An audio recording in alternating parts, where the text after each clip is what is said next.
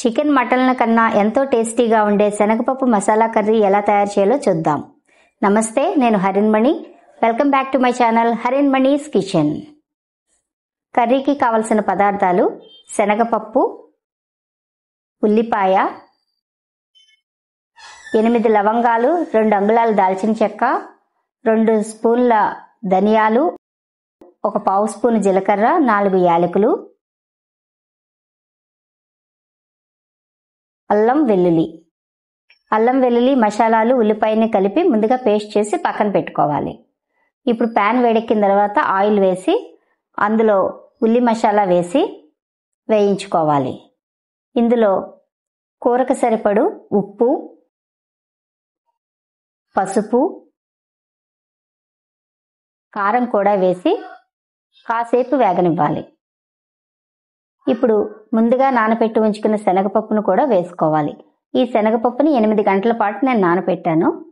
అందులో 1 cup water పోసి సిమ్లో పెట్టి బాగా వేగనివ్వాలి.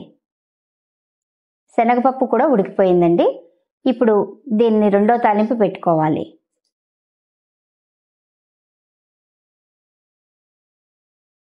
దీనికి మరో ప్యాన్ పెట్టి ఆయిల్ వేసి అందులో ముందుగా 4 లవంగాలు దంచి ఉంచుకున్నాను నేను. ఆ పొడిని వేస్తున్నాను. దాంతోపాటుగా ఒక 8 వెల్లుల్లి రబ్బలని చితక్కొట్టినవి అవి కూడా వేశాను. ఒక 2 ఎండుమిర్చి వేసి కాసేపు వేయించుకోవాలి. ఇప్పుడు కొద్దిగా కరివేపాకు కూడా వేసి వేయించుకుందాం. ఇప్పుడు ముందుగా రెడీ అయిన శనగపప్పు కూరను కూడా వేసుకుందాం. వేసుకుని మరి కాసేపు సిమ్లో పెట్టి వేగనిద్దాం.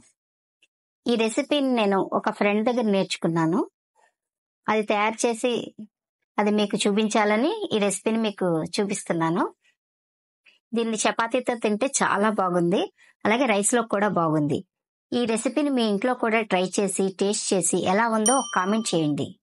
అలాగే రెసిపీ మీకు నచ్చితే లైక్ చేయండి, షేర్ చేయండి. నా ఛానల్ని సబ్స్క్రైబ్ చేసుకోండి. నోటిఫికేషన్స్ ఆన్లో ఉంచుకోండి. మరిన్ని రుచికరమైన వంటలతో మీ ముందుకు వస్తాను. Thanks for watching.